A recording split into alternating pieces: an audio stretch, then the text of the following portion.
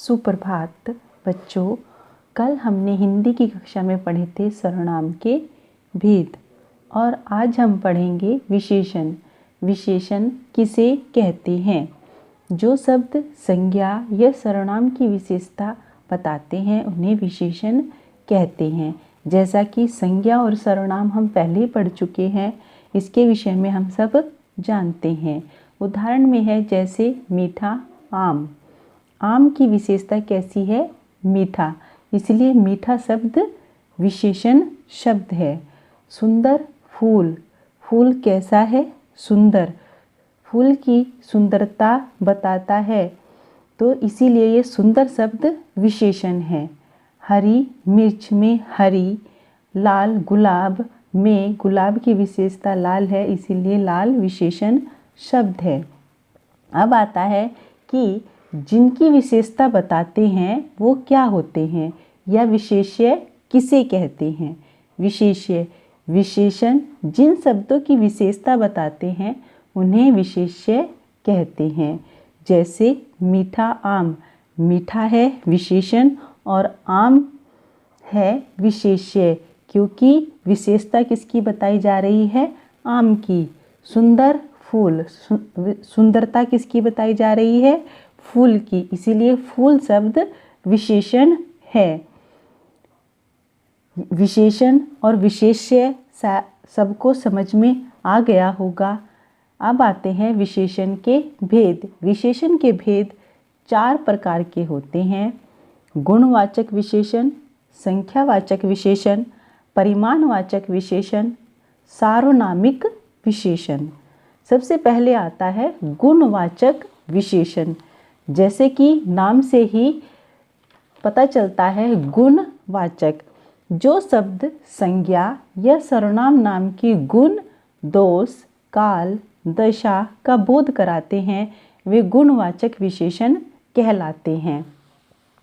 अच्छा आदमी, दयालु पुरुष, काला कौवा, पुरानी इमारत, लंबा आदमी आदि।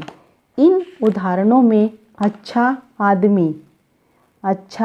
आदमी गुण बताया गया है, दयालु उनकी उदारता बताई गई है, काला कौवा उसका रंग बताया गया है।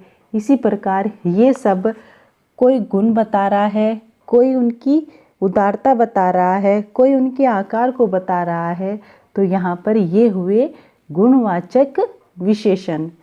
इसके बाद आता है संख्यावाचक विशेषण।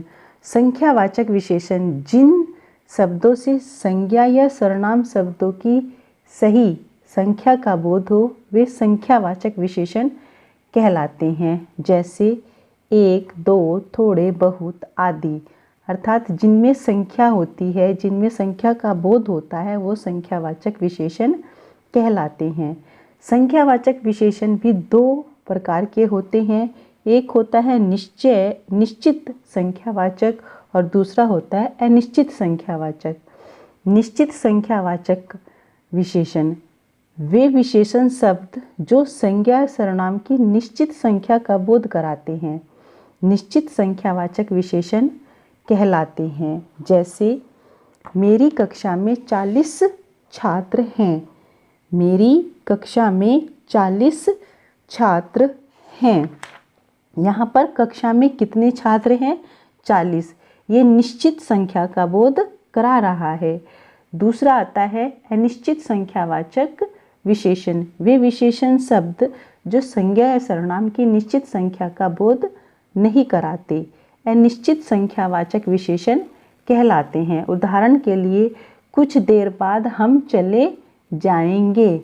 कुछ देर बाद अर्थात कितनी देर बाद, इसमें कोई समय निश्चितता नहीं है, इसीलिए ये अनिश्चित संख्यावाचक विशेषण है। जिन विशेषणों में निश्चित संख्या दी जाती है वो निश्चित संख्यावाचक होते हैं, और जिनमें किसी संख्या का बोध नहीं होता, अनुमान लगाया जाता है, वो अनिश्चित संख्यावाचक होते हैं। ये थे बच्चों विशेषण के 4 भेदों में से 2 भेद कल होंगे। आशा करती हूँ आप सबको समझ में आ गया होगा और आज भी गृह कार्य नहीं होगा। आपको ये अच्छे से पढ़ना है, वीडियो को सुनना है, आपको समझ में आएगा। कोई दिक्कत होगी तो बताना। धन्यवाद।